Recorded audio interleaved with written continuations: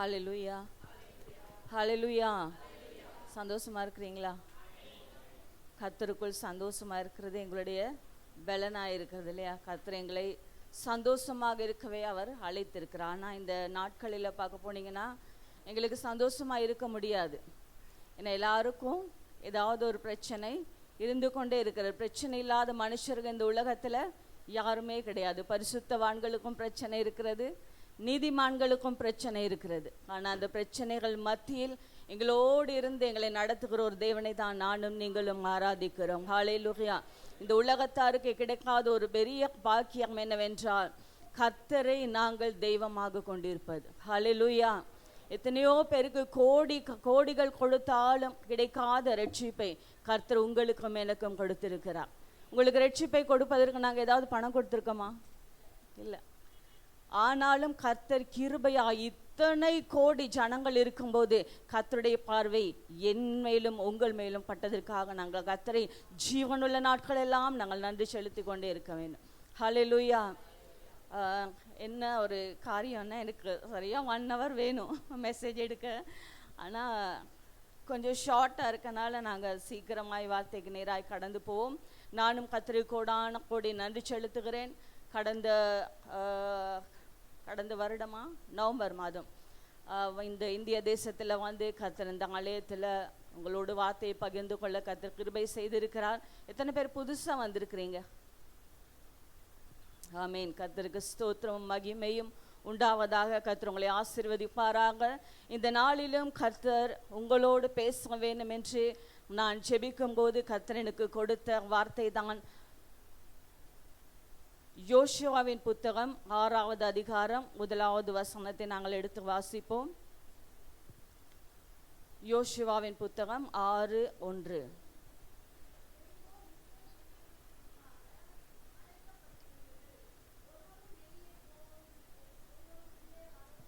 ஹல்லேலூயா ஹல்லேலூயா. எரிகோ இஸ்ரவேல் புத்திரருக்கு முன்பாக அடைக்கப்பட்டிருந்தது. ஒருவரும் வெளியே போகவும் இல்லை, ஒருவரும் உள்ளே வரவும் இல்லை. இந்த எரிகோவை பற்றி இஸ்ரவேலருக்கு தெரியாது, ஆனால் கர்த்தருக்கு தெரியும். ஹல்லேலூயா. நம்ம எல்லாருடைய வாழ்க்கையிலும் சில அடைக்கப்பட்ட சூழ்நிலைகள் இருக்கிறது. ஆமாதானே? எல்லாருடைய வாழ்க்கையிலும் அடைக்கப்பட்ட சூழ்நிலைகள். சிலருக்கு வர வேண்டிய மேன்மைகள் அடைக்கப்பட்டிருக்கு, சிலருக்கு வர வேண்டிய பணங்கள் அடைக்கப்பட்டிருக்கு, சிலருக்கு வர வேண்டிய ஆசீர்வாதங்கள் அடைக்கப்பட்டிருக்கு.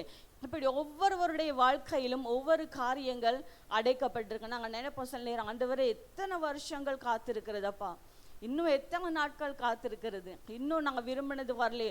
வருடங்களாக சில காரியங்களுக்கு நாங்கள் ஜெபித்து கொண்டு இருப்போம், ஆனால் அதற்கு எங்களுக்கு பதிலே கிடைக்காது. அப்படித்தானே? எத்தனை பேர் ஜெபிக்கிறீங்க? வருஷ கணக்காக நான் ஜெபிக்கிற ஆண்டவரே, ஆனால் எனக்கு பதில் கிடையாது. வருஷங்களாக மாதங்களாக ஜெபிக்கிறோம், ஆனால் உங்களிடத்துக்கு வந்து எனக்கு எந்த பதிலும் வரல.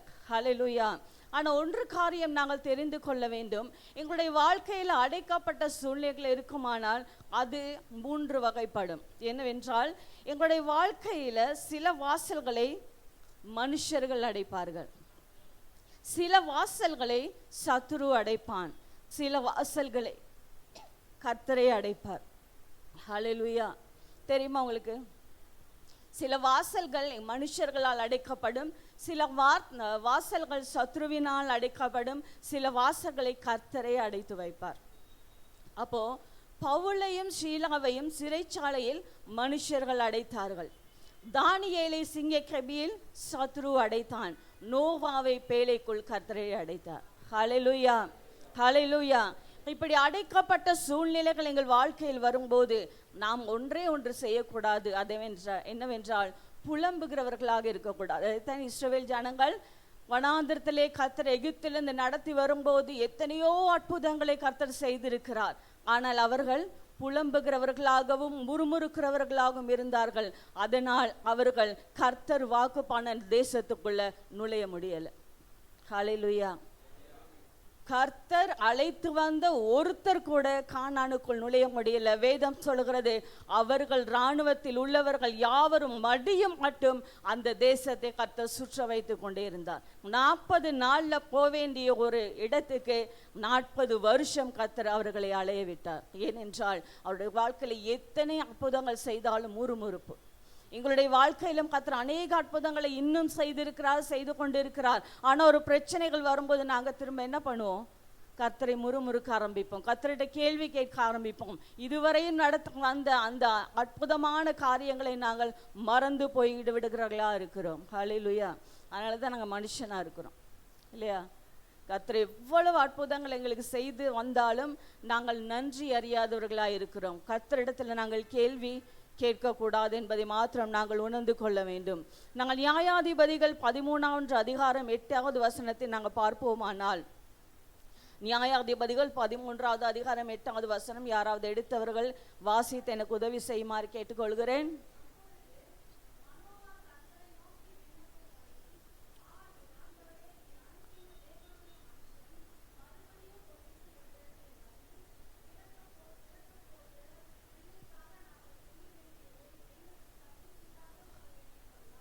அப்ப இதுல என்னது நாங்க பாக்குறோம்னு சொன்னா, மனோவா கர்த்தரிடத்திலே கேள்வி கேட்கவில்லை, அதற்கு மாறாக கர்த்தரிடத்திலே அவன் ஒரு ஆலோசனை கேட்கிறவனா இருக்கிறான். மனோவாவை போல எந்த சூழ்நிலையா இருக்கட்டும், எங்களுடைய வாழ்க்கையில் ஆசீர்வாதம் வர வேண்டும் என்றால் ஒன்றை மாத்திரம் நாங்கள் செய்ய வேண்டும், கர்த்தரிடத்திலே கேள்வி கேட்க கூடாது. ஹல்லேலூயா. நாங்கள் நீதிமான்கள் கிடையாது யாருமே, அப்படிதானே? என்னையும் உங்களையும் குறித்து கர்த்தரையும் சாட்சி கொடுக்கலாம். ஆனால் யோபுவை குறித்து கர்த்தர் சாட்சி கொடுத்தார். யோபு உத்தமனும் சன்மார்க்கனும் நீதிமானும் தேவனுக்கு பயந்தவனுமாயிருந்தான் என்று. அப்படிப்பட்ட யோபுவை என்ன செஞ்சாரு? பிசாசு சோதித்தான். நாங்கெல்லாம் பெரிய கோடீஸ்வரங்க கிடையாது, ஆனா யோபு மிகுந்த ஐஸ்வர்யவான். ஆனா ஒரே நாள்ல யோபுக்கு இருந்த அத்தனையும் போயிட்டு. அப்ப யோபு ஆண்டவர்கிட்ட எத்தனையோ கேள்விகள் கேட்டிருக்கலாம். நான் நீதிமான ஆண்டவரே, நான் ஒரு தவறும் பண்ணல, ஏன் என்னை சோதிக்கிறீர்கள் என்று. ஆனா எதுவுமே கேட்கல. நானும் நீங்களும் யோபுவை போல் மாற வேண்டும் என்பது நான் கர்த்தர் எங்களுடைய வாழ்க்கையில் வைத்திருக்கிற சித்தமாக இருக்கிறது. ஹல்லேலூயா. நாங்கள் கேள்வி கேட்க கூடாது, மாறாய் நாங்கள் தேவனிடத்தில் ஒரு ஆலோசனையாக கேட்க வேண்டும். நாங்கள் எப்படி கேட்கணும் தேவனிடத்தில்? ஏன் ஆண்டவர் இந்த சூழ்நிலையை அனுமதிச்சிங்க? எதனால் இந்த சூழ்நிலை எனக்கு அனுபவிச்சிங்க ஆண்டவரே? இது ஏன் இந்த கதவு எனக்கு அடைக்கப்பட்டது? எதனால் அடைக்கப்பட்டது? யாரால் இந்த கதவு அடைக்கப்பட்டது என்று நாங்கள் கர்த்தரிடத்தில் கேட்போமானால் கர்த்தர் அதற்கு எங்களுக்கு பதில் கொடுக்கிறவராயிருக்கிறார். ஹல்லேலூயா. அப்போ இந்த அடைக்கப்பட்ட வாசல் திறக்க வேண்டும் என்றால் நான் என்ன செய்ய வேண்டும்? அதைத்தான் நாங்கள் இந்த நாளில பார்க்க போகிறோம். எங்களுடைய ஜெபங்கள் குறிப்பறிந்து இருக்க வேண்டும் என்று கர்த்தர் விரும்புகிறார். சில நேரம் பார்த்தீங்கன்னா நாங்கள் ஜெபிப்போம், ஆனால் எதுக்கு ஜெபிக்கிறோன்னே தெரியாது. சில பேருக்கு சாப்பாடு ஜெபிக்க சொன்னால் அவங்க போய் நெல் எடுத்து குத்தி அது வரைக்கும் போய் ஜெபிப்பாங்க. நாங்கள் எதற்கு ஜெபிக்கும்? நாங்கள் எந்த காரியத்துக்காக தேவ சமூகத்தில் உட்கார்றோமோ அந்த காரியத்துக்காக மாத்திரமே நாங்கள் ஜெபிக்க வேண்டியவர்களாக இருக்கோம். முதலாவது நாங்கள் தெரிந்து கொள்ள வேண்டும், நீங்கள் ஆவியானவரிடத்தில் கேட்க வேண்டிய ஒரு காரியம் என்னவென்றால் நாங்கள் எப்படி ஜெபிக்க வேண்டும். ஹல்லேலூயா. நாங்கள் நினைக்கிறோம், நாங்கள் 1 மணி நேரம் ஜெபிச்சிடும், அப்பாடா நான் 1 மணி நேரம் ஜெபிச்சிட்டேன் அப்படின்னு நாங்கள் நினைப்போம். ஆனால் வேதம் சொல்லுது, வார்த்தைக்கு கீழ்ப்படியாதபடிக்கு ஜெபிக்கிற எங்களுடைய ஜெபம் கர்த்தருக்கு அருவருப்பு என்று. ஹல்லேலூயா. ஹல்லேலூயா. என்ன சத்தமே இல்லாமல் இருக்கிறீங்க? Very good. இப்போ கர்த்தர் உங்களுக்கு ஒரு கதவை அடைத்திருப்பானால், நான் சொன்ன சில கதவுகளை கர்த்தரே எங்களுக்கு அடைப்பார். அப்போ கர்த்தர் எங்களுக்கு ஒரு கதவை அடைத்திருப்பானால் நாங்கள் போயிட்டு இயேசுவின் நாமத்தினால தர அப்படின்னா திறக்குமா? ஆண்டவர் எங்களை பார்த்து சொல்வார், அடைச்சதே நான் தான், நீ என் நாமத்தினாலே திறக்க சொல்றியா? ஹல்லேலூயா. ஹல்லேலூயா. இதுதான் எங்களுடைய நிலைமை.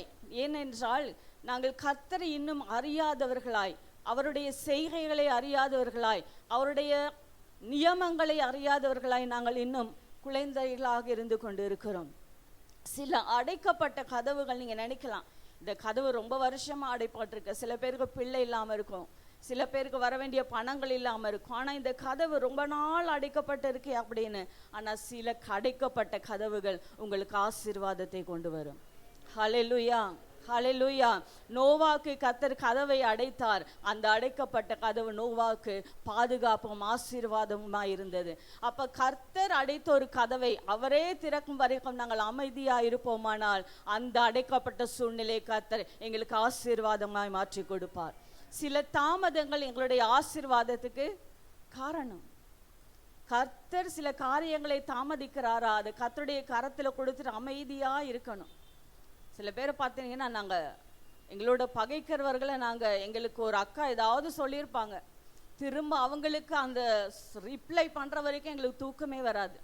என்னை பற்றி இப்படி சொல்லிட்டாங்களா, என்னை பற்றி எப்படி சொல்லிட்டாங்களா, நல்லா நான் கொடுக்குறேன் அப்படின்னு நாங்கள் சொல்லுவோம். ஆனால் என்னுடைய அனுபவத்தில் நான் சொல்கிறேன், உங்களை பகைக்கிறவர்களை கர்த்தருடைய கரத்தில் கொடுத்து நீங்கள் கர்த்தருடைய சமூகத்தில் அமர்ந்திருக்கும் போது கர்த்தர் உங்களுக்காக யுத்தம் பண்ணுவார். உங்கள் பகைவர்களுக்கு முன்பதாக கர்த்தர் உங்களுக்கு ஒரு பந்தியை ஆயத்தப்படுத்தி வைத்திருப்பார். ஹல்லேலூயா. நம்புறீங்களா? எத்தனை பேர் விசுவாசிக்கிறீங்க? யோசேப்பை குறித்து நாங்கள் பார்ப்போமானால், செய்யாத தவறொன்றிற்காய் அவன் சிறையில் அடைக்கப்பட்டான். யோசேப்போட கதை உங்க எல்லாருக்கும் தெரியும். நம்ம சண்டே ஸ்கூல் பிள்ளைங்களுக்கு கூட நல்லாவே தெரியும். அப்போ யோசேப்பை கர்த்தர் சிறையில் அடைத்தார். அநேக உபத்திரவங்கள் யோசேப்பு அடைந்தான். ஒரு நாள் அல்ல, 2 நாள் அல்ல, 2 வருடங்கள் யோசேப்பு சிறையில் அடைக்கப்பட்டான். ஒரு அடைக்கப்பட்ட சூழ்நிலையில் இருக்கிறேன் என்று நீங்கள் கலங்கி கொண்டு இருக்கலாம். ஆனால் யோசேப்பு எந்த தவறுமே செய்யல. தவறு செய்தாரா? சில சூழ்நிலைகள் எங்களுக்கு பாதகமாக வரும். அப்போ நாங்கள் நினைப்போம் இந்த சூழ்நிலை ஏன் வந்ததுன்னு. ஆனால் அந்த சூழ்நிலையை வைத்து தான் கர்த்தர் உங்களை உயர்த்த போகிறார். கண்டிப்பாக ஆசீர்வாதம் வருமானால் அதற்கு முன்பதாக ஒரு பரீட்சை வரும். வாக்கு தத்தத்தை கர்த்தர் உங்களுக்கு கொடுத்தார் என்றால் அந்த வாக்கு தத்தத்துக்கு முன்பதாக ஒரு பரீட்சையை கண்டிப்பாய் கர்த்தர் உங்களுக்கு வைப்பார். அந்த பரீட்சையை எழுதாமல் நீங்கள் வாக்கு தத்தத்தை அடையவே முடியாது. எத்தனை பேர் விசுவாசிக்கிறீங்க? எத்தனை பேர் ஆமேன்னு சொல்லுறீங்க? இந்த அடைப்புக்கு என்ன அர்த்தம் தெரியுமா? கர்த்தர் உங்களுக்கு ஒரு வாசலை அடைக்கிறார் என்றால் அதுக்கு அர்த்தம் என்னவென்றால் கர்த்தர் உங்களை பாதுகாக்கிறார் என்ற அர்த்தம். ஹல்லேலூயா. அந்த பாதுகாக்கிற ப்ரொசீஜரை விட்டு நீங்க உங்க இஷ்டத்துக்கு நீங்க வெளியே போனீங்கன்னா கர்த்தர் உங்களுக்கு கைவிட்டுருவார். இதுதான் எங்களுக்கு தெரியாதபடி நாங்கள் அநேக ஒரு காரியத்தை நாங்கள் கர்த்தருடைய கரத்தில் கொடுத்துட்டு அதிக நாட்களாய் வருடங்களாய் நாங்கள் காத்திருக்கணும். ஜெபத்துக்கு பதில் இல்லை என்றால் எங்களுடைய காரியம் ஏதோ ஒன்றில் அதில் இருக்கும். அப்படி இல்லைன்னா கர்த்தர் விரும்பி எங்களை சோதிக்கிறவர் அல்ல, எங்களை உயர்த்த வேண்டும் என்று எங்களை சோதிக்கிறவர். ஒன்று நாங்களாக போய் ஒரு பிரச்சனையில் விழுந்து நம்ம பிரச்சனையில் மாட்டிக்குவோம், அது நம்ம தப்பு. ஆனால் நாங்கள் தவறே செய்யாதபடிக்கு எங்களுக்கு சோதனை வருகிறது என்றால் கர்த்தர் எங்களை புடமிடுகிறார் என்ற அர்த்தம். அப்படி உங்களை புடமிட்டு முடிவிலே பொன்னாக துலங்க செய்ய போகிறார். அந்த ப்ரொசீஜருக்கு இன்றைக்கி நீங்கள் எத்தனை பேர் உங்களை ஒப்பு கொடுக்க போகிறீர்கள்? ஹல்லேலூயா. கர்த்தர் உங்களை பொன்னாக மாற்ற வேண்டும் என்றால் அந்த புடமிடுதலுக்கு நீங்கள் உங்களை ஒப்பு கொடுக்க வேண்டும். ஹல்லேலூயா. உங்க வாழ்க்கையில பல அடைக்கப்பட்ட சூழ்நிலைகள் கர்த்தருக்காக நாங்கள் காத்திருப்போமானால் நிச்சயமாக கர்த்தர் எங்களுக்கு கதவை திறப்பது மாத்திரமல்ல, அதனோடே கூட ஆசீர்வாதத்தை மேன்மைகளையும் ஐஸ்வர்யத்தையும் நமக்கு கூட கொடுக்கிறவராக இருக்கிறார். ஹல்லேலூயா. ஹல்லேலூயா. அடைக்கப்பட்ட சூழ்நிலையில் நாங்கள் கடந்து போகும்போது கர்த்தர் எங்களுக்கு வைத்திருக்கிற ஆசீர்வாதங்களை நாங்கள் பார்ப்போமானால் அது வார்த்தையினால் சொல்ல முடியாத ஆசீர்வாதங்களை கர்த்தர் உங்களுக்கும் எனக்கும் வைத்திருக்கிறார். ஹல்லேலூயா. ஹல்லேலூயா. நாங்கள் யோசுவா ஆதியாகமம் 41வது அதிகாரம் 40வது வசனத்தை சீக்கிரமாக வாசிப்போம். ஆதியாகமம் 41வது அதிகாரம் 40வது வசனம்.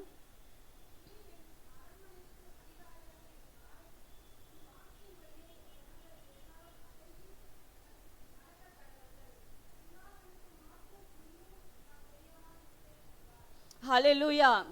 ஹல்லேலூயா. இந்த ஆசீர்வாதத்தை பாருங்க. யோசேப்பு கர்த்தர் தன்னை புடமிடுகிற வரைக்கும் கர்த்தருக்கு தன்னை ஒப்பு கொடுத்தான். யோசேப்புடைய சகோதரர்களாலே அவமானப்படுத்தப்பட்டு அவனுடைய சகோதரர்களாலே கொலை செய்ய கொண்டு போய் அவனுடைய சகோதரர்களாலே குழியில் போடப்பட்ட அந்த யோசேப்பு அவனுடைய புடமிடுகிற வரைக்கும் யோசேப்பு பொறுமையாயிருந்தான். ஹல்லேலூயா. நாம என்ன பண்ணுவோம்? கேள்வி கேட்க ஆரம்பித்திருப்போம், அப்படிதானே? ஆண்டவர்கிட்ட கேள்வி கேட்கறது எங்களை விட சிங்கம் யாரும் கிடையாது. அந்த அளவுக்கு நம்ம ஆண்டவரை கேள்வி கேட்போம். ஆனால் யோசேப்பு ஒரு நேரத்தில் கூட தன்னுடைய கஷ்டமான சூழ்நிலையில கூட அவன் கர்த்தரை கேள்வி கேட்கவில்லை. நீங்க நினைக்காதீங்க யோசேப்பு ஒரு குழந்தைன்னு சொல்லி. கிட்டத்தட்ட ஒரு வாலிப வயது, ஒரு 13-12 வயசு இருக்கும். அந்த வயசுல தான் யோசேப்பை குழியில் போட்டார்கள், சகோதரர்களால் பகைக்கப்பட்டான். அந்த சூழ்நிலையில யோசேப்பு அமைதியா இருந்தது நிமித்தம் வேதம் சொல்லுகிறது, பார்வோன் சொல்லுகிற, நீ என் அரண்மனைக்கு அதிகாரியாயிருப்பாய், உன் வாக்கின்படியே என் ஜனங்கள் எல்லாரும் அடங்கி நடக்க கணவர்கள், சிங்காசனத்தில் மாத்திரம் உன்னிலும் நான் பெரியவனாயிருப்பேன். எவ்வளவு பெரிய ஆசீர்வாதங்க! நீங்க நினைச்சே பார்க்க முடியாத ஆசீர்வாதங்களை கர்த்தர் உங்களுக்கு கொடுப்பார். சாதாரணமா குழியில் போடப்பட்ட ஒரு யோசேப்பு இங்கு அரண்மனைக்கு வந்து தன்னுடைய ராஜாவினால் அவன் சொல்லுகிறான், உன் வாக்கின்படியே என் ஜனங்கள் எல்லாரும் அடங்கி, நான் ராஜா தான், நான் சிங்காசனத்தில் உட்கார்ந்துருக்கேன் தான், ஆனா உன் வாக்கின்படி மாத்திரம் தான் என் ஜனங்கள் செய்வார்கள். ஹல்லேலூயா, ஹல்லேலூயா. இன்றைக்கு நீங்கள் குழியில் போடப்பட்டவர்களாக இருக்கலாம். இன்றைக்கு உங்கள் உறவினர்கள் முன்பதாகவோ, பக்கத்து வீட்டுக்காரர்கள் முன்பதாகவோ, உங்கள் சொந்தங்கள் முன்பதாகவோ அவமானப்பட்டவர்களாக, கைவிடப்பட்டவர்களாக, நொறுக்கப்பட்டவர்களாக இருந்தாலும் நீங்கள் கர்த்தருக்காக காத்திருக்கும் போது நிச்சயமாய் அவர்கள் கண்களுக்கு முன்பதாக 1000 மடங்கு கர்த்தர் உங்களை உயர்த்த அவர் வல்லவராயிருக்கிறார். ஹல்லேலூயா. நாங்கள் கரங்களை தட்டி கர்த்தருடைய நாமத்தை மகிமைப்படுத்துவோம். ஒரு ராஜா சொல்கிறார், அப்பா சிங்காசனத்துல மாத்திரம் நான் இருக்கேன், ஆனா உன் வாக்கின்படியே இனிமேல் இந்த தேசத்துல நடக்கும். எவ்வளவு பெரிய அற்புதம் பாருங்களேன். எங்களுடைய சூழ்நிலையை பார்த்து நாங்க எப்பவுமே கலங்க கூடாது. எங்களுடைய சூழ்நிலையை பார்த்து நாங்க நினைக்கிறோம், இவ்வளவுதான், இதுதான் நம்ம சர்ச்சு, இந்த அளவு தான் நம்ம சர்ச்சு, உள்ள பாருங்க இருக்கவே முடியல, அவ்வளோ சூடு, இதுதான் நம்ம சூழ்நிலை. ஆனால் இது கிடையாது.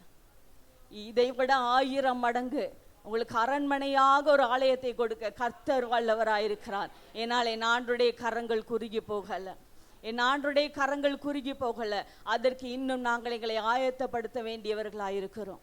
இன்னும் நாங்கள் எங்களை ஆயத்தப்படுத்தணும். ஒரு ஆசீர்வாதம் எங்களுக்கு தாமதிக்குது என்றால் இன்னும் நாங்கள் கர்த்தருடைய அந்த ப்ரொசீஜருக்கு இன்னும் வரவில்லை என்று அர்த்தம். ஹல்லேலூயா, ஹல்லேலூயா. கொஞ்ச நேரம் வரைக்கும் ஒரு சிறையில் இருந்த ஒரு யோசேப்பு இன்று அரண்மனைக்கு அதிகாரியாகிவிட்டான். என்னுடைய வாழ்க்கையில எங்களுக்கு இருக்கிற சிறைகள் அகற்றப்பட வேண்டுமானால், சிறைச்சாலை கதவுகள் திறக்கப்பட வேண்டுமானால் கர்த்தருக்கு காத்திருக்கிறவர்களாக நாங்கள் மாறணும். கர்த்தருக்கு காத்திருக்கிறவர்கள் வெட்கப்பட்டு போவதில்லை என்று வேதம் நமக்கு போதிக்கிறது. ஹல்லேலூயா. 42வது வசனத்தை நாங்கள் பார்ப்போமானால், ஏன்னா ஒரு சத்தமாக நீங்கள் வாசிங்க. அதே அதிகாரம் 42வது வசனம்.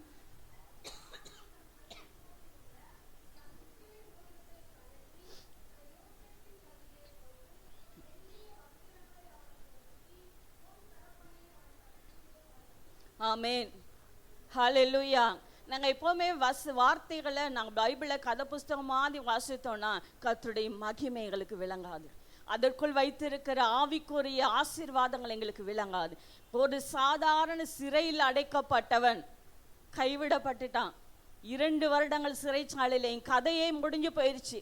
இவ்வளோ நல்லது பண்ணேன், இவ்வளோ அமைதியாக இருந்தேன், ஆனால் இன்றைக்கு என்னை சிறைச்சாலை. நான் யாருக்கும் கெடுதல் பண்ணலை. நம்ம நிறைய நேரங்கள் நினைப்போம், யாருக்குமே நான் துரோகம் பண்ணலை, யாருக்குமே நான் கெடுதல் பண்ணலை, மனசால கூட நான் யாருக்கும் துரோகம் பண்ணலை.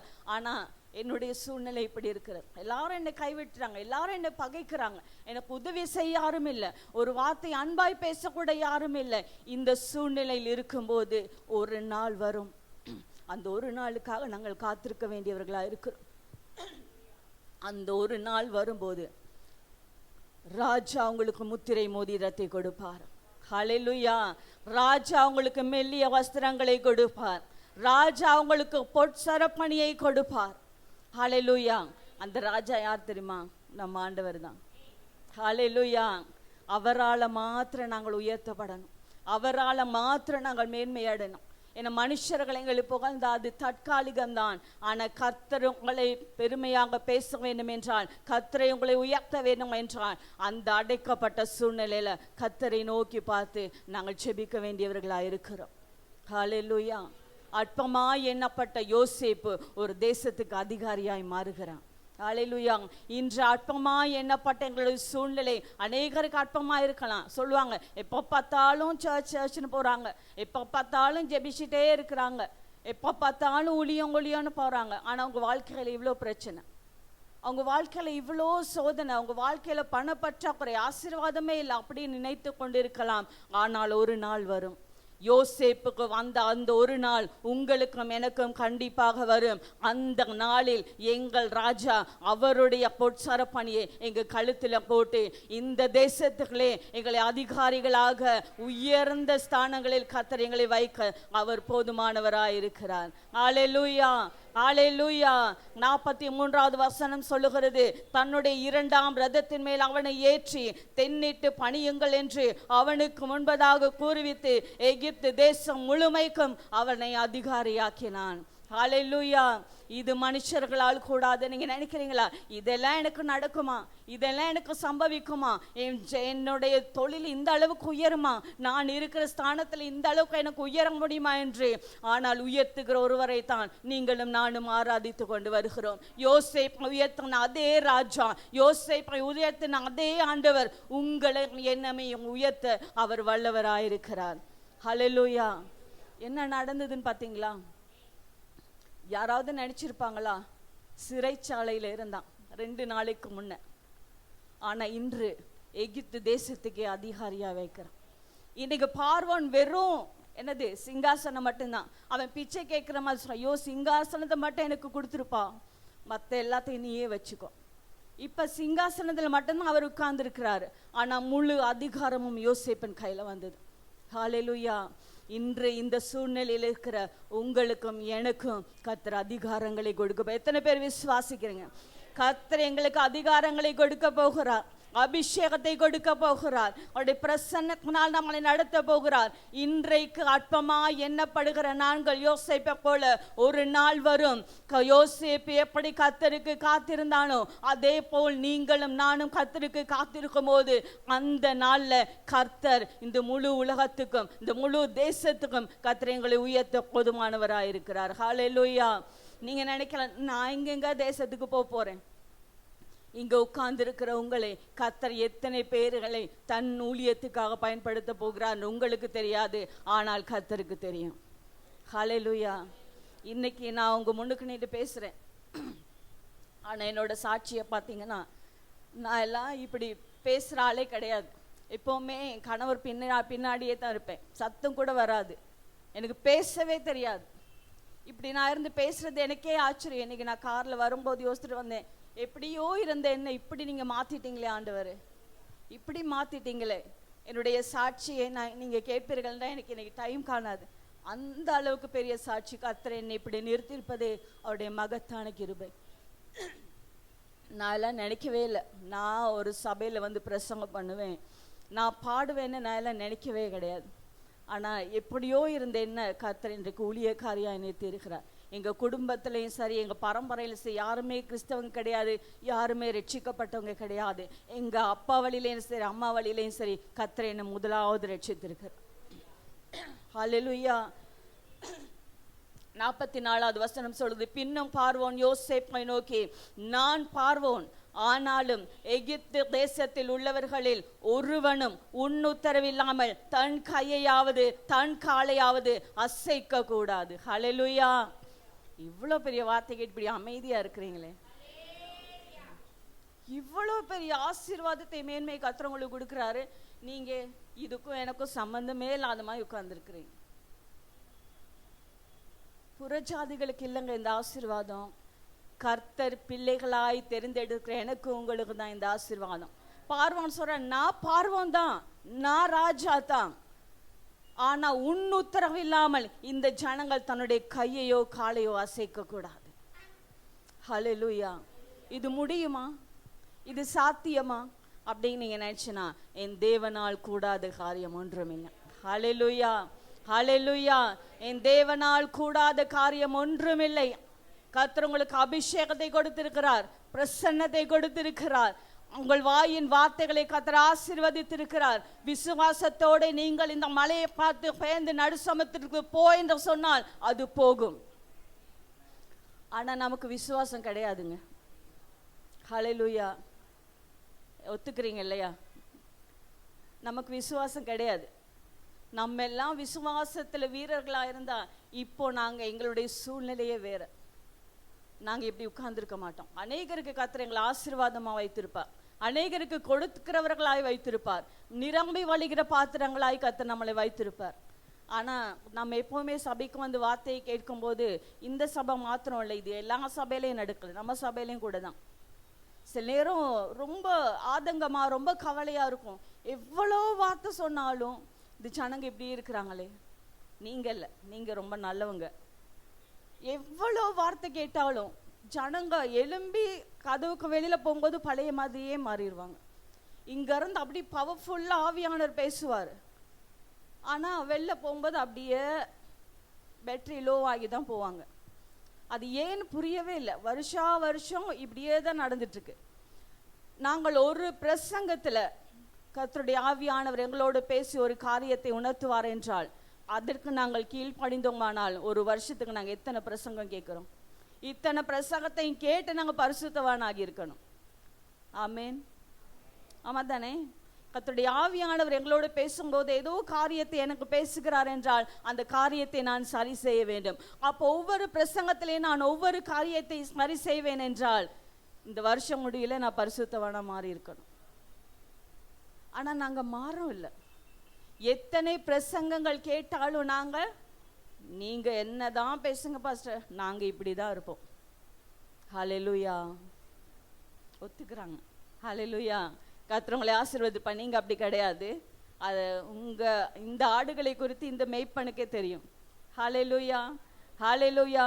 ஆனால் கர்த்தர் எனக்கு ஒரு காரியத்தை சொல்ல சொன்னார், அதை நான் கடைசியாக சொல்லுகிறேன். இதுதான் கர்த்தருக்கு காத்திருக்கிறவர்களுக்கு கர்த்தர் கொடுக்கிற ஆசீர்வாதம். கர்த்தர் உங்களுக்கு கதவை அடைத்திருப்பானால் அவரே திறக்கும் வரைக்கும் காத்திருங்கள். அப்படி காத்திருப்பார்களானால் யோசேப்பை ராஜாவுக்கு மேலாக உயர்த்தின தேவன் உங்களையும் என்னையும் உயர்த்துவார். ஹல்லேலூயா. நாங்க எத்தனை பேர் நீங்க விசுவாசித்தீங்கன்னா கரங்களை தட்டி கர்த்தருக்கு நன்றி செலுத்துவோம். ஹல்லேலூயா. அன்னாளின் கர்ப்பம் அடைக்கப்பட்டது. ஹல்லேலூயா. அன்னாள்ட கதை உங்க எல்லாருக்குமே தெரியும், நாங்க அதை வாசிக்க வேண்டாம். அன்னாளில் கர்ப்பம் அடைக்கப்பட்டது. ஒவ்வொரு நாளும் பெனினானினா அன்னாளுக்கு வேதனை. பெனினால் குத்தி காட்டிக்கிட்டே இருப்பாங்க. என்ன சொல்லுவாங்க? இவளுக்கு பிள்ளை இல்லை, இவன் மலடி அப்படிதான் சொல்லிட்டே இருப்பாங்க. பெனினால் மட்டும் இல்லை, பெண்களுக்கு பார்த்தீங்கன்னா பெண்களுக்கு பெண்கள் தான் எதிரி. பார்த்துருக்குறீங்களா? தெரியுமா? எவ்வளோ சந்தோஷம் இல்லை உங்களுக்கு அது சொல்லும்போது. நிஜமா பெண்களுக்கு பெண்கள் தான் எதிரி. நாங்கள் ஒரு ட்ரெஸ்ஸை போட்டு போவோம் பாருங்க, அப்போ சொல்லுவாங்க பாரு உடுத்துரு. ஆனால் ஆண்கள் அதை பார்க்கவே மாட்டாங்க. எப்போவுமே ஆண்கள் அதை பார்க்க மாட்டாங்க, ஆனால் பெண்கள் எல்லாத்தையும் பார்ப்பாங்க. நாங்கள் ஒரு ஆண் கூட வெளியில் பேசியிருந்தா கூட அதுக்கு இந்த பக்கம் வந்து 1000 கதை கட்டிடுவாங்க. அதுதான் பெண்கள். ஆனால் ஆண்கள் அப்படி கிடையாது. நமக்கு குழந்தை இல்லைன்னா ஆண்கள் நம்மளை பார்த்து எதுவும் சொல்ல மாட்டாங்க. ஆனால் சொல்லுவோம், மாமியார் சொல்லுவாங்க, பக்கத்து வீட்டுக்காரங்க சொல்லுவாங்க, எதிர் வீட்டுக்காரங்க சொல்லுவாங்க, சொந்தக்காரங்க சொல்லுவாங்க. இதுதான் பெண்களின் குணம்.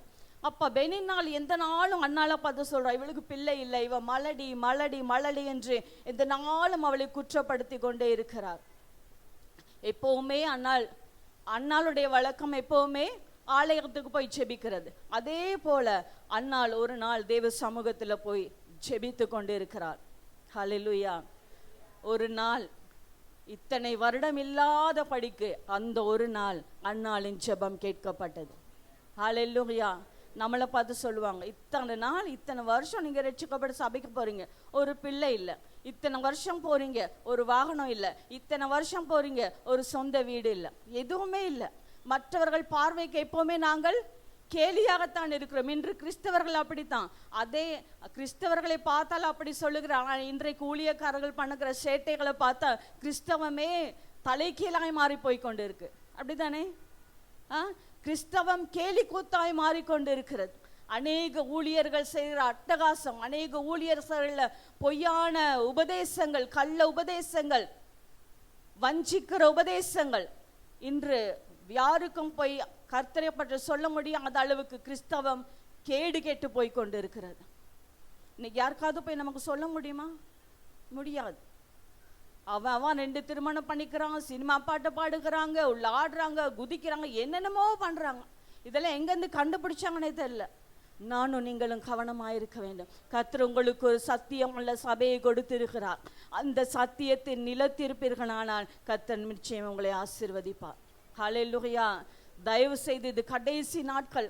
எந்த ஊழியக்காரனிடத்திலும் போகாதீங்க, எந்த ஊழியக்காரன் சொல்றதையும் கேட்காதீங்க. கர்த்தர் உங்களுக்கு ஒரு மெய்ப்பனை கொடுத்திருக்கிறார். அந்த மெய்ப்பனிடத்துல வந்து கேளுங்க. தயவு செய்து அங்க அற்புதம் நடக்குது. இங்கே இன்றைக்கு நீங்க பாத்தீங்கன்னா அற்புதம் நடக்கிறதெல்லாம் அது பரிசுத்த ஆவியானவரால் நடக்கிற அற்புதங்கள் கிடையாது. நன்றாய் தெரிந்து கொள்ளுங்கள். இன்றைக்கு நடக்கிற அற்புதங்கள் எல்லாம் மாய்மாலமான மந்திரவாதிகளால் செய்யப்படுகிற அற்புதங்கள். நிறைய ஊழியக்காரங்க பார்த்துருப்பீங்க, கையில் ஒரு பாட்டில் வச்சிருப்பாங்க, அதுக்குள்ள மந்திரம் செஞ்சு வச்சிருக்கிறாங்க. ஒரு அங்கி வச்சிருப்பாங்க ஒயிட் கலர், அதுல மந்திரம் செஞ்சு வச்சிருக்கிறாங்க. இதுதான் இன்றைக்கு அற்புதங்கள் நடக்கிறது, பொய்யான அற்புதங்கள். அதற்கு பின்னால தயவு செய்து போகாதீங்க. வேதம் சொல்லுது, தெரிந்து கொள்ளப்பட்டவர்கள் தான் வஞ்சிக்கப்படுவாங்க, புறஜாதிகள் கிடையாது. நானும் நீங்களும் வஞ்சிக்கப்படுகிற காலத்துக்குள்ள இருந்து கொண்டு இருக்கிறோம். அதனால எந்த ஊழியக்காரன் கூப்பிட்டாலும் எங்க மீட்டிங் வச்சாலும் தயவு செய்து போகாதீங்க. கர்த்தர் உங்களுக்கு ஒரு சபையை கொடுத்திருக்கிறார், உங்களுக்கு ஒரு வயலை கொடுத்திருக்கிறார், உங்களுக்கு ஒரு மெய்ப்பனை கொடுத்திருக்கிறார். அந்த மெய்ப்பனை பின்பற்றி நீங்கள் போங்க. ஹல்லேலூயா. இது இதற்கு சம்பந்தம் இல்லாத ஒன்று. அப்போ அன்னாளுக்கு பிள்ளை இல்லை. அநேக வருடங்களாக அன்னாளின் கர்ப்பத்தை கர்த்தர் அடைத்திருந்தார். ஹல்லேலூயா, ஹல்லேலூயா, ஹல்லேலூயா. உங்களுடைய என்னுடைய வாழ்க்கையிலும் இந்த அடைக்கப்பட்ட சூழ்நிலையில் தான் நீங்கள் கவலைப்படாதீங்க. அன்னாள் வெகு நாள், நெடு நாளாய் அன்னாள் காத்திருந்தாள். ஆனால் அவருடைய காத்திருக்குதலுக்கு ஏற்ற விதமாய் கர்த்தர் அவளை ஆசீர்வதித்தார். ஹல்லேலூயா. கர்த்தருக்கு காத்திருந்தது நிமித்தம் கர்த்தர் அடைத்த கர்ப்பத்தை கர்த்தரே திறந்தார். ஹல்லேலூயா, ஹல்லேலூயா. பெனின்னாளுக்கு அநேக பிள்ளைகள் இருந்தார்கள், அப்படிதானே? அன்னாளுக்கு பிள்ளை இல்லை. ஆனால் பெனின்னாளுக்கு அநேக பிள்ளைகள் இருந்தாலும் பெனின்னாளுடைய பிள்ளைகள் வேதத்தில் இல்லை. ஆனால் அன்னாளுக்கு ஒரே பிள்ளையை கர்த்தர் கொடுத்தார். அது தரமான பிள்ளையாக கர்த்தர் கொடுத்தார். ஹல்லேலூயா. அவன் ஒரு தீர்க்கதரிசியாக கர்த்தர் கொடுத்தார். ஹல்லேலூயா. தாமதங்கள் எங்களுடைய வாழ்க்கையில் ஆசீர்வாதத்தை கொண்டு வரும். இங்க தாமதமாகுது, ஐயோ இந்த சபைக்கு வந்து ஒண்ணுமே இல்லையே, இந்த சபைக்கு வந்த எந்த ஆசீர்வாதமே இல்லையே என்று நீங்கள் தடம் புரண்டு போகாதபடிக்கு கர்த்தரை இறுக பிடித்து கொள்வீர்கள் என்றால் உங்களை வைத்த இடத்திலே கர்த்தர் உங்களை ஆசீர்வதித்து உயர்த்துவார். ஹல்லேலூயா. அன்னாளின் கண்ணீருக்கு பதில் கொடுத்த தேவன் இன்று உங்களுடைய என்னுடைய கண்ணீருக்கு கர்த்தர் பதில் கொடுக்க போதுமானவராயிருக்கிறார். ஹல்லேலூயா. நிறைய நேரங்கள்ல பெனின்னாள் கர்த்தரை தேடல, அன்னாள் தான் கர்த்தரை தேடினாள். நிறைய நேரங்கள்ல கர்த்தரை தேடாதவர்களுக்கு அநேக ஆசீர்வாதங்கள் வரும், அப்படிதானே? கர்த்தரை தேடவே, எங்க சபையில ஒரு விசுவாச குடும்பம் இருக்கிறது, அப்படிதான். கர்த்தரை தேடவே மாட்டாங்க. ஞாயிற்றுக்கிழமை மட்டும்தான் அவங்க ஆலயத்துக்கு வர்றது. அந்த 2 மணி நேரம் எந்த ஜெபத்துக்கும் வர்றது கிடையாது. ஜெபங்களுக்கு இல்லை, உபவாச ஜெபத்துக்கு இல்லை, ஊழியங்களுக்கு இல்லை, எதுவுமே இல்லை. ஆனா நல்ல ஆசீர்வாதமா இருக்காங்க. வாகனம் இருக்கிறது, எல்லாம் இருக்கிறது, நல்ல ஐஸ்வர்யமா இருக்காங்க. சில நேரங்கள் எங்களுக்கே ஒரு கன்ஃபியூஸ் ஆயிடும். ஆமா தானே? இவ்வளோ ஜபத்துக்கு வரமே, டெய்லி பெண்கள் ஜபமா, உபவாச ஜபமா, வெள்ளிக்கிழமை ஜபமா, எல்லாத்துக்கும் வந்துடுறோம், டெய்லி ஜெபிக்கிறோம். ஆனா நாங்க இப்படி இருக்கோம், அவங்களுக்கு இவ்வளோ ஆசீர்வாதம். ஆனால் ஒன்று யோசிக்கோங்க, கர்த்தரை தேடாதவர்களுக்கு வருகிற ஆசீர்வாதத்தை குறித்து நீங்க கவலைப்படாதீங்க. ஹல்லேலூயா. அது நிலைக்காது. கர்த்தரை தேடுகிறவர்களுக்கு கர்த்தர் தாமதமாக கொடுத்தாலும் அதை தரமானதாக கொடுத்த கர்த்தர் போதுமானவராயிருக்கிறார். ஹல்லேலூயா, ஹல்லேலூயா, ஹல்லேலூயா. சில வேளைகளில் நாங்கள் சோர்ந்து போகிறவர்களா இருப்போம். ஒரு ஆசீர்வாதமும் இல்லை, வீட்டில் மேன்மை இல்லை, பிள்ளைகள் வாழ்க்கையில் ஆசீர்வாதம் இல்லை, இப்படி அநேக காரியங்கள், பெற்றோர்களுக்கு பிள்ளைகளை குறித்த கவலை, பிள்ளைகளுக்கு படிப்பை குறித்த, இப்படி அநேகர் ஒவ்வொருத்தரும் ஒவ்வொரு காரியங்களை குறித்து கவலைப்பட்டு கொண்டு இருப்போம். நிறைய உங்களுடைய போதகருக்கும் நிறைய கவலை இருக்கும். ஐயோ எனக்கு ஒரு சபையிலேயே ஒரு விசாலமான சபை இல்லையே, ஜனங்க இவ்வளோ கஷ்டப்படுறாங்களே, இவ்வளோ வேர்வையில் உட்கார்ந்து இருக்கிறாங்களே, எனக்கு ஒரு ஆசீர்வாதம் வர்றது, இப்படி அநேகருக்கு அநேக கவலைகள் இருக்கிறது. ஆனால் இன்று கர்த்தர் உங்களை பார்த்து சொல்லுகிறார், தாமதமாய் நான் கொடுத்தாலும் தரமானதை நான் கொடுக்க போகிறேன். ஹல்லேலூயா. கரங்களை தட்டி நீங்கள் பெற்றுக்கொள்ளுங்க. கர்த்தர் தாமதமாய் கொடுத்தாலும் உங்களுக்கு தரமானதை கொடுக்க அவர் போதுமானவராயிருக்கிறார். ஆமென். ஹalleluya, ஹalleluya. நான் ஒரு சாட்சியை சொல்கிறேன் சீக்கிரமாக. நாங்கள் அதிகமாக வாடகை வீட்டில் தான் இருக்கிறோம். கர்த்தர் எங்களுக்கு இன்னும் சொந்த வீடு கொடுக்கல. ஆனால் நிறைய புறஜாதிகள் எங்களை பார்த்து சொல்லுவாங்க, என்ன இவ்வளோ ஊழியம் செய்கிறீங்க, இன்னும் நீங்கள் சொந்த வீடு எடுக்கலையா, சொந்த வீடு எடுக்கலையா? நான் சொல்கிற ஒரே வார்த்தை, கர்த்தர் இன்னும் தரல, அவர் நேரம் வரும்போது கொடுப்பார் அப்படின்னு தான் நாங்கள் சொல்லுவோம்.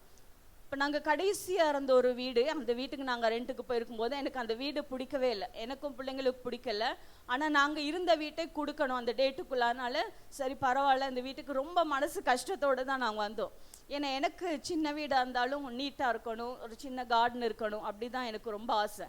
என்னோட ஆசை என்னென்னா ஒரு கார்டன் இருக்கணும், அதில் நான் டீ எடுத்துகிட்டு வந்து உட்காந்து பைபிளை வாசித்துட்டே டீ குடிக்கணும்.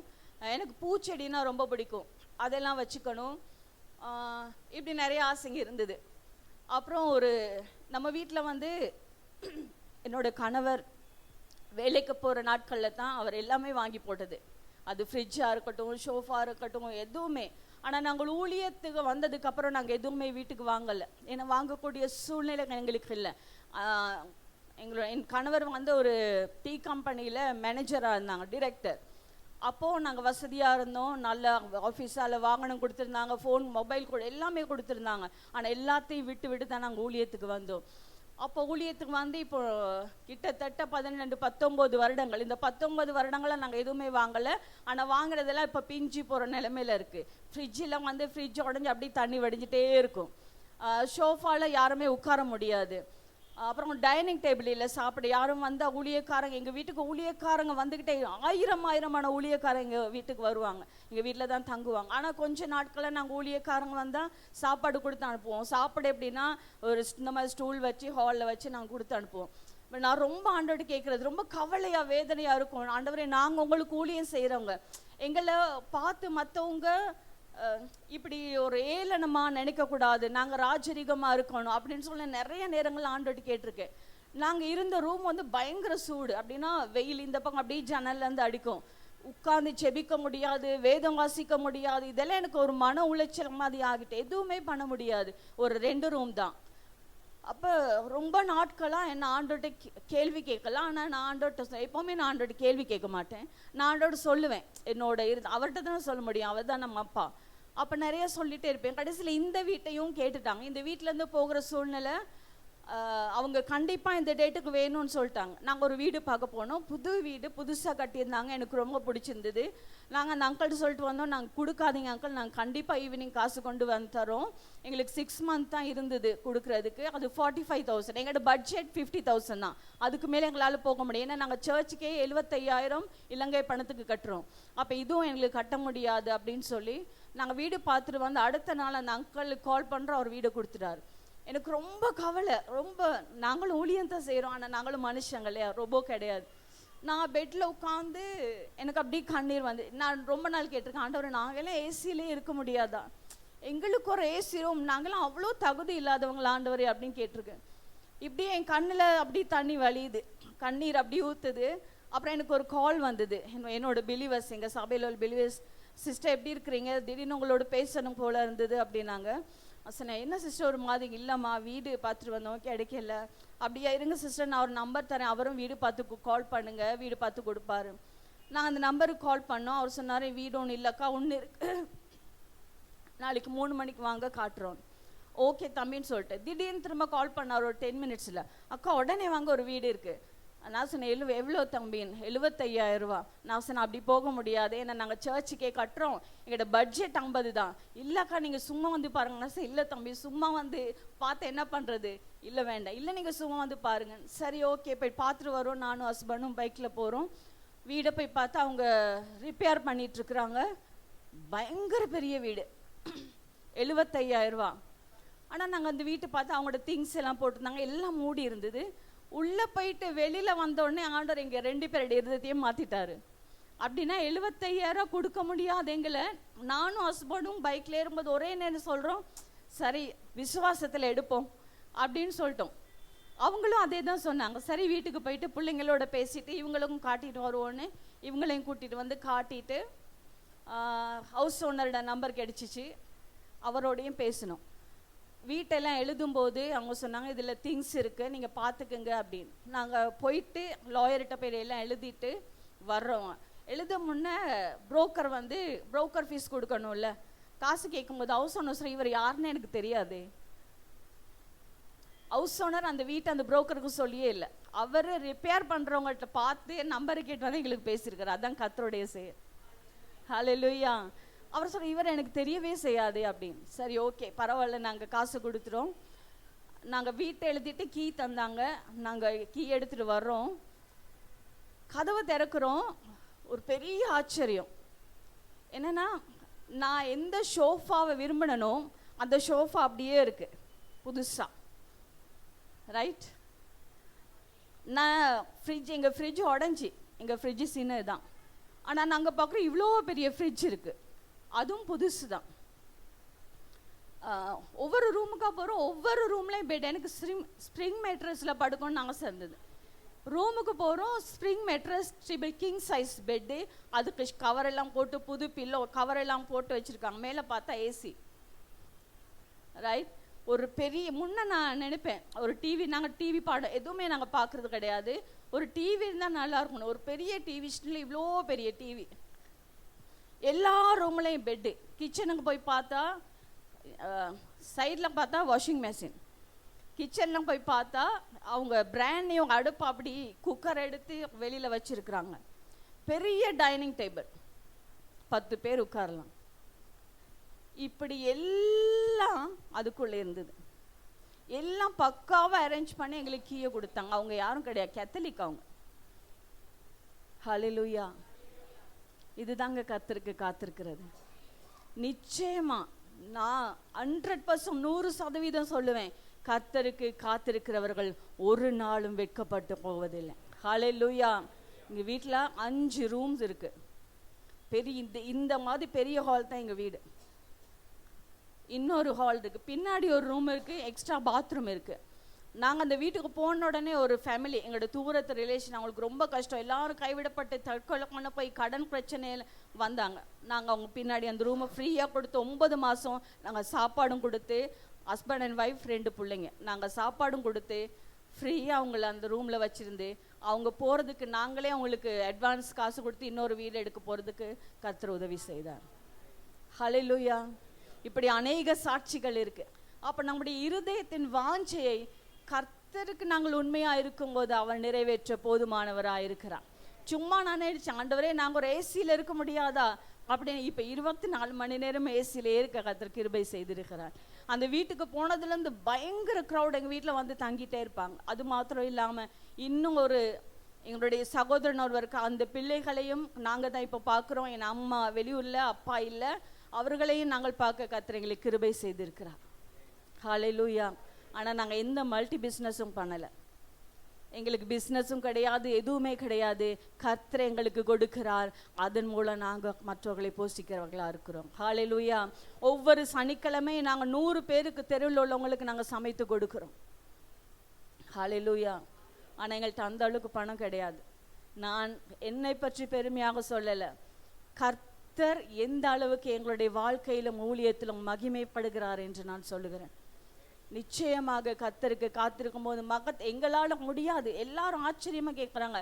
அழகான கார்டன் இருக்குது, அழகான வெராண்டா இருக்குது, 2 கேட் இருக்குது, 2 பக்கமும். நாங்கள் அந்த வீடு எடுத்த நாள்லேருந்து நிறைய வெஹிக்கிள் பார்க் பண்ணுறாங்க வந்து. ஆனால் எங்களுக்கு வெஹிக்கிள் கிடையாது. இவர் எங்களோட மகனுடைய ஃப்ரெண்ட், அவர் வெஹிக்கிள் எடுத்திருக்கார், அவர் போடுவார் வந்து. இந்த பக்கம் ஆட்டோ வாங்கினவங்க அவங்க வந்து வீட்டில் இடம் இல்லை போட்டுக்கிறேன்றாங்க.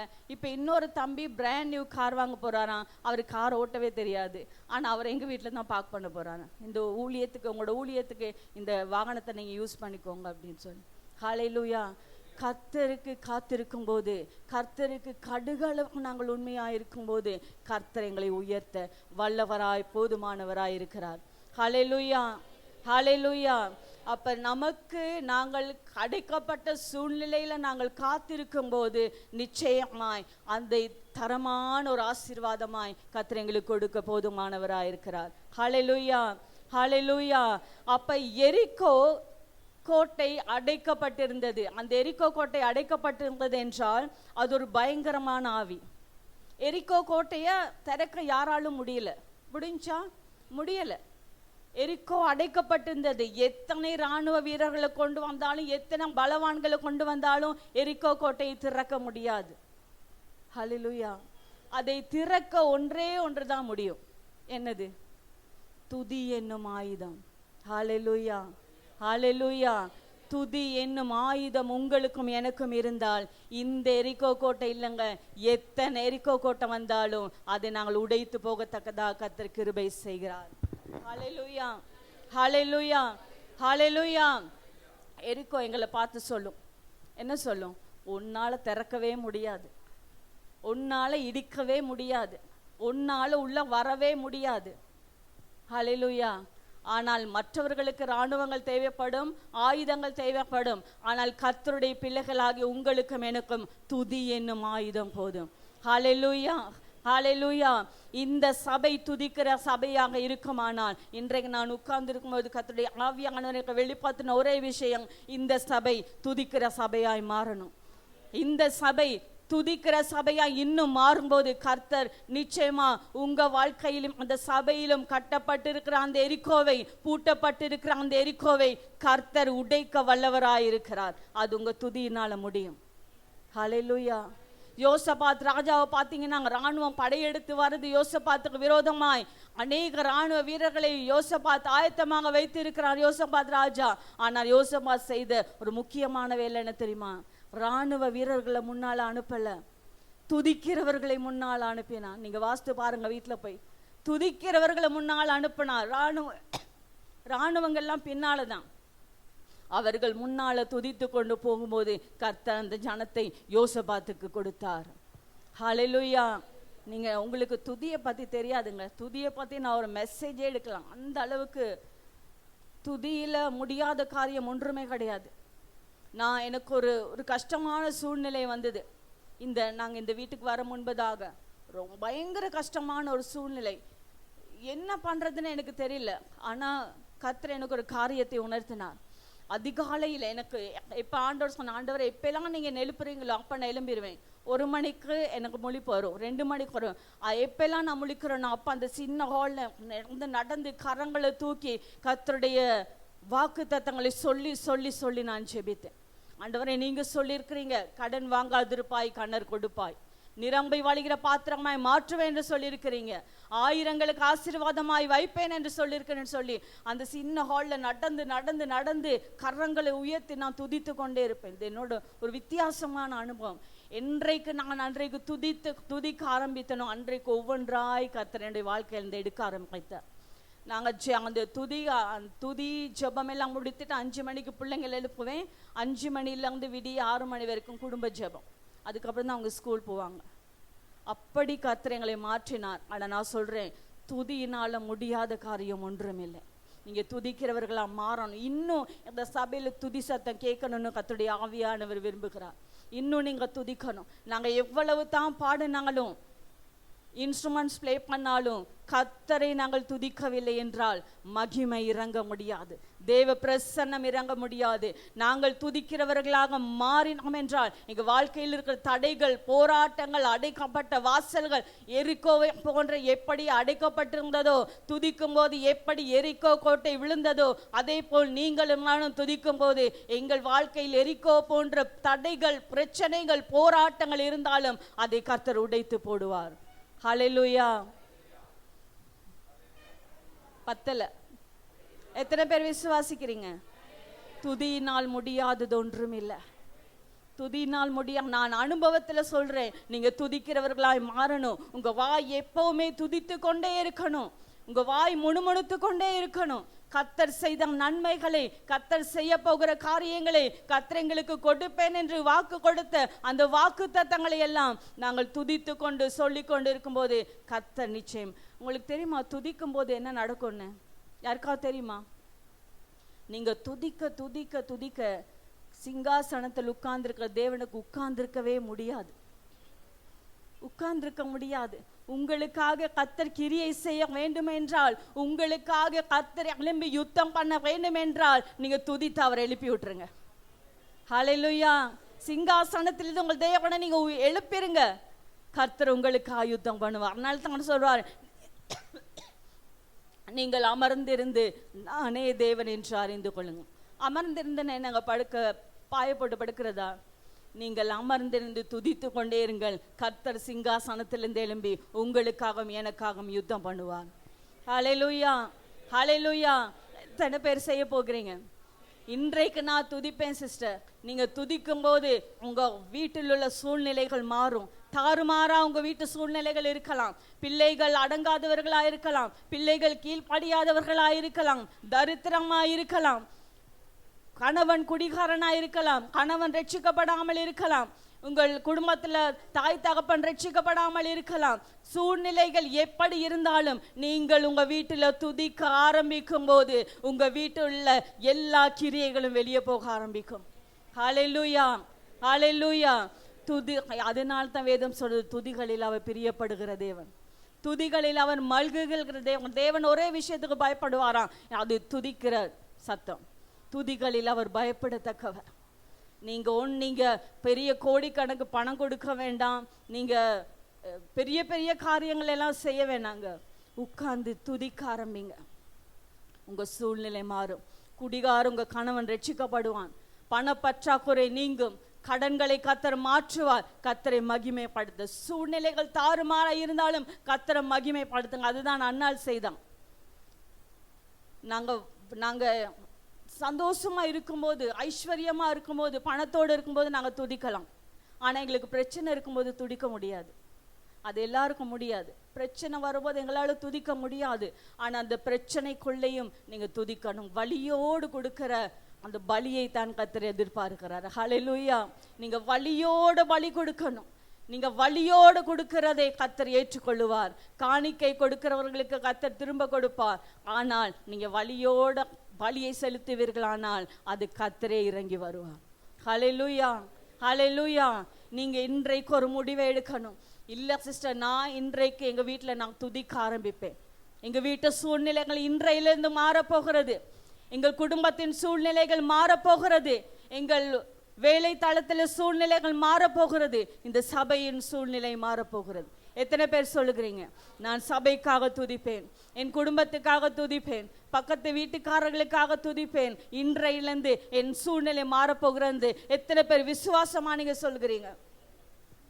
ஹல்லேலூயா, ஹல்லேலூயா. வேதம் சொல்லுகிறது, விசுவாசிக்கிறவன் பதறான். ஹல்லேலூயா. கர்த்தர் நிச்சயமாக எத்தனை எரிக்கோ போன்ற பிரச்சனை இருந்தாலும் கர்த்தர் மாற்ற போதுமானவராக இருக்கிறார். ஆனா உங்களுக்கு தெரியுமா, இந்த எரிக்கோ கோட்டைக்குள்ள 2 ஆசீர்வாதங்கள் இருக்கு. ஹல்லேலூயா. தெரியுமா உங்களுக்கு? இந்த எரிக்கோக்குள்ள ஆசீர்வாதம் இருக்கிறது தெரியுமா? நாங்க எடுத்து வாசிப்போம். 6வது அதிகாரம், யோசுவாவின் புத்தகம் 19வது வசனம். 6வது அதிகாரம் 19வது வசனம்.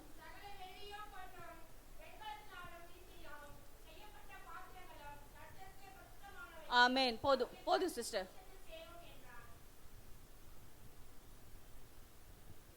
என்ன இருக்கு எரிக்கோக்குள்ள? வெள்ளியும் பொன்னும். நீங்க துதிக்க துதிக்க துதிக்க உங்க வாழ்க்கையில் உள்ள எரிக்கோ கோட்டை அகன்று போகும்போது கர்த்தர் உங்களுக்கு வெள்ளியையும் பொன்னையும் வைத்திருக்கிறார். ஆமென். பத்தல நீங்க எல்லாம் ரிசீவ் பண்றீங்க ஆசீர்வாதத்தை. நீங்க ஆமென் சொன்னா தான் ஆசீர்வாதத்தை ரிசீவ் பண்ண முடியும். கர்த்தருடைய ஆவியானவர் உங்களுக்கு வாக்குத்தத்தம் கொடுக்கும் போது அந்த வாக்குத்தத்தத்தை நீங்க பெற்றுக்கொண்டால் தான் அதற்கு பாத்திரவான்களா இருப்பீங்க. நீங்க ஆமென் சொல்லலன்னா உங்களுக்கு அது ரிஜெக்ட் ஆகி பக்கத்தில் உள்ளவங்களுக்கு போயிடும். ஹல்லேலூயா. வெள்ளியும் பொன்னும் கர்த்தர் உங்களுக்காக வைத்திருக்கிறார். நீங்க துதிக்கும் போது உங்க வாழ்க்கையில எரிக்கோ கோட்டை விழும்போது கர்த்தர் உங்களுக்கு ஆவிக்குரிய கண்களை கொடுப்பார். அந்த வெள்ளியையும் பொன்னையும் கர்த்தர் கொள்ளையிட வைப்பார். ஹல்லேலூயா. அது மாத்திரம் இல்ல, இன்னொரு முக்கியமான ஆசீர்வாதம் இருக்கு. ராகா என்னும் ஒரு ஆசீர்வாதம். ஹல்லேலூயா. நம்முடைய பார்வைக்கு யாரு ராகா? ஒரு வேசி, அப்படிதான் சொல்லுவோம். நம்ம பெண்கள் அப்படித்தானே சொல்லுவோம், ஒரு வேசி. ஆனால் அந்த ராகாபின் பரம்பரையிலிருந்து தான் இயேசு கிறிஸ்து வந்தார். ஹல்லேலூயா. எத்தனை பேருக்கு தெரியும்? அந்த பரம்பரையிலிருந்து தான் இயேசு கிறிஸ்து வந்தார். துதி என்னும் ஆயுதத்தை கையில் எடுங்க. உங்க சந்ததியிலிருந்து கர்த்தர் ஊழியக்காரர்களை எழும்ப பண்ணுவான். உங்க சந்ததியிலிருந்து கர்த்தர் தீர்க்கதரிசிகளை எழும்ப பண்ணுவான். ராகா பெண் வேசியை கர்த்தர் எரிக்கோ கோட்டைக்குள்ள இருந்து வெளியே கொண்டு வந்தார். ஏனென்றால் அவள் மூலம் தான் இயேசு கிறிஸ்து வரணும். ஆமேன், ஆமேன். நான் நீங்கள் எந்த அளவுக்கு நீங்கள் விசுவாசிக்கிறீங்கன்னு தெரியல, ஆனால் கர்த்தர் நிச்சயம் உங்களை ஆசீர்வதிக்க வேண்டுமானால் கர்த்தருடைய வார்த்தைக்கு நீங்கள் இன்றைக்கி கர்த்தர் ஏன் உங்களுக்கு சொல்கிறாருன்னு தெரியல. அநேகம் நாங்கள் சோர்ந்து போயிருக்கிறோம் இந்த பொல்லாத உலகத்தில். நீங்கள் உங்கள் ஊராவது பரவாயில்ல, எங்கள் ஊர்லலாம் வந்தீங்கன்னா நீங்களாம் தாங்க மாட்டீங்க. ஆமாம், உங்கள் ஊரில் நல்ல ஆசீர்வாதமாக இருக்குது. எங்கள் ஊரில் ஆசீர்வாதம் இருக்குது, இல்லாமல் இல்லை. ஆனால் பணம் இல்லாமல் வாழ முடியாது. உங்கள் ஊரில் நீங்கள் 250 ரூபாய்க்கு சாப்பாடு வாங்கி சாப்பிட்லாம். எங்கள் ஊர்லலாம் அப்படி வாங்க முடியாது. ஒரு ஃப்ரைட் ரைஸ் வாங்கினீங்கன்னா 1500 ரூபாய். அதே நல்ல ஹோட்டலுக்கு போனீங்கன்னா 2000 ரூபாய். நாங்கள் குடும்பமாக ஹோட்டலுக்கு போய் சாப்பிடணும்னா 15000 ரூபா வேணும். உங்களுக்கு 2000 ரூபா இருந்தாலும் ஹோட்டலில் போய் சாப்பிட்றலாம். ஒரு தேங்காய் 200 ரூபாய். நாங்கள் எப்படி வாழ்கிறோன்னு பாருங்கள். ஆனால் கர்த்தர் வாழ வைக்கிறார். எத்தனை விலைவாசிகள் கூடினாலும், எவ்வளவு சூழ்நிலைகள் வந்தாலும் கர்த்தருடைய பிள்ளைகளை அவர் போஷிப்பார். இந்த சூழ்நிலையிலும் கர்த்தர் இன்னும் 100 பேருக்கு கர்த்தர் எங்களுக்கு கொடுக்க வைத்திருக்கிறார், போஷிக்க வைத்திருக்கிறார். எவ்வளோ பெரிய மேன்மை! எங்களிடத்தில் எதுவுமே இல்லை. கர்த்தருக்கு நாங்கள் உண்மையாக இருக்கணும், அவ்வளோதான். சிறிதளவு நாங்கள் உண்மையாக இருப்போமானால் கர்த்தர் உங்களையும் என்னையும் கொண்டு பெரிய காரியங்களை செய்வார். இன்னைக்கு எனக்கு சாப்பாடு இல்லாமல் இருக்கலாம், சூழ்நிலை அப்படிதான் இருக்கு. ஆனால் வருகிற நாட்களில் என்னை கொண்டு கர்த்தர் ஆயிரங்களுக்கு போஷிக்க வைப்பார். ஹல்லேலூயா! நம்புறீங்களா? விசுவாசிக்கிறீங்களா? ஹல்லேலூயா! இந்த ராகாப் யார் தெரியுமா? இவத்தான் போவாசினுடைய தாய். இந்த ராகாப் தான் போவாசினுடைய தாய். போவாஸ் ரூத்தின் கணவர். இந்த ரூத்தின் சந்ததி வழியாய்த்தான் இயேசு கிறிஸ்து பிறந்தார். ஹல்லேலூயா! ஒரு எரிகோ கோட்டைக்குள்ள இருக்கிற வேசியை கொண்டு கர்த்தருடைய சந்ததி உருவாகும் என்றால், உங்களையும் அழைக்கப்பட்ட என்னையும் உங்களையும் கொண்டு கர்த்தர் இன்னும் எவ்வளவு பெரிய சந்ததிகளை உருவாக்க போதுமானவராயிருக்கிறார். ஹல்லேலூயா! உங்க எல்லாருக்கும் ஆசை இருக்கல, என் புள்ள ஒரு தீர்க்கதரிசியா வரணும், என் புள்ள ஒரு ஊழியக்காரனா வரணும். அநேக தாய்மார்கள் ஆண்டவருக்கு ஒப்பு கொடுக்க மாட்டாங்க பிள்ளைங்களை. நாங்கள் எங்கள் பிள்ளைங்க பிறந்த நாள் அந்த ஆண்டவருக்கு சொல்லிட்டோம், 2 பேரும் உங்கள் ஊழியத்தை செய்யும், 2 பேரும் உங்கள் ஊழியத்தை செய்யணும். இன்றைக்கி ஒரு ஐடி படிச்சுட்டு இருக்கிறாரு. நவம்பர் மாதம் தான் கிராஜுவேஷன். நான் அவருக்கு எப்போவுமே இதில் போட்டோன்னு, நீங்கள் ஐடி படித்து முடித்து சர்டிஃபிகேட் எடுத்து வர்ற அன்னைக்கு கர்த்தவங்களை முழு நேர ஊழியத்துக்கு வான்னு சொன்னால் வந்துடணும். ஹல்லேலூயா! ஏன்னா நாங்கள் சம்பாதிக்க படிக்க வைக்கல, அது அவரோட ஆசை. ஆனால் ஒப்பு கொடுத்துருக்குறோம் ஊழியத்துக்கு, அதை கர்த்தர் நிறைவேற்றி கொண்டு இருக்கிறார். ஹல்லேலூயா! நான் கடைசியாக ஒரு சாட்சியை சொல்லிட்டு முடிக்கிறேன். என்னுடைய மூத்த மகன் நல்ல பிள்ளைகளை கர்த்தர் கொடுத்திருக்கிறார், நல்ல கணவனை கொடுத்திருக்கிறார். அதுக்காக நான் கர்த்தருக்கோடான கொடி நன்றி சொல்லுறேன். எத்தனையோ வாலிப பிள்ளைங்க இந்த காலத்தில் எப்படியெல்லாமோ இருக்கிறாங்க. ஆனால் எங்கள் பிள்ளைங்க எங்கேயுமே வெளில போக மாட்டாங்க, வீட்டுக்குள்ளேயே தான். அப்போ அவர் பாடுவார் கர்த்தருடைய தயவில். கர்த்தர் அந்த கிருபையை கொடுத்திருக்கிறார். நாங்கள் ஒரு நாள் ஒரு ஸ்டூடியோவில் இவரை பாட வைக்கணும்னு ரொம்ப ஆசையாக இருந்தோம். எனக்கு அந்த ஆசை இருந்தது. ஆனால் நாங்கள் இலங்கையில் கேட்டப்போ ஒரு பாடலுக்கு அவங்க 45,000 ரூபாய் கேட்டாங்க ஸ்டூடியோவில் பாடுறதுக்கு. நான் அதை விட்டுட்டேன். நான் சொன்ன, ஆண்டவரே உங்களுக்கு எப்போ சித்தமோ அதை நீங்கள் செய்யுங்க. ஏன்னா கர்த்தர் தான் திறக்கணும் வாசலை, நம்மளாம் போய் திறக்க முடியாது. நம்மக்கிட்ட அந்த அளவு பேலன்ஸ் ஸ்ட்ரென்த் கிடையாது. நாங்கள் காத்திருந்தோம். ஒரு ஊழியக்காரர் சொன்னாங்க, நான் இவரை ஸ்டூடியோவில் பாட வைக்கிறேனே, நம்மளோட ND ஜெகன், உங்களுக்கு எல்லாரும் தெரியுமோ தெரியல, அவங்க ரொம்ப வருஷமாக எங்களுக்கு பழகினால அண்ணன் தான் சொல்லுவோம். அவங்களோட பேசிகிட்டு இருக்கும்போது இவர் பாடினதை பார்த்து அவர் கேட்டார். கேட்கும்போது சும்மா பேசிகிட்டு இருக்கும்போது திடீர்னு சொன்னாங்க, அண்ணே நான் ஸ்டூடியோவில் பாட வைக்கிறேன், எல்லாம் செய்கிறேன்னு சொல்லி அவர்கள் எங்களை வரவழைத்து இன்றைக்கி நைட் அவர் பெங்களூர் போகிறாரு. பெங்களூர் தான் ரெக்கார்டிங். ஏலகிரியில் அவங்களுக்கு ஷூட் நடக்க போகுது 3 நாள். இந்த 1 வாரம் அவர் ஊழியத்தை செய்ய, இது நினச்சி கூட பார்க்க முடியல. நிஜமா அவங்க வேலையில் எனக்கெல்லாம் இந்த படிக்கணும். நான் இது வரைக்கும் என் பிள்ளைகள் பிறந்து இது வரைக்கும் நான் படிங்கன்னு சொன்னதே கிடையாது. நீங்கள் கேட்டு பார்க்கலாம் பிள்ளைகள்கிட்ட. 2 காரியம் கேட்பேன், ஜெபம் பண்ணிங்களா, பைபிள் வாசித்தீங்களா, இதுதான் கேட்பேன். நான் படிங்கன்னு சொன்னதே கிடையாது. ஏன்னா எனக்கு ஒரு வைராக்கியம், என் பிள்ளைங்க கர்த்தருக்கு ஊழியம் செய்யணும்.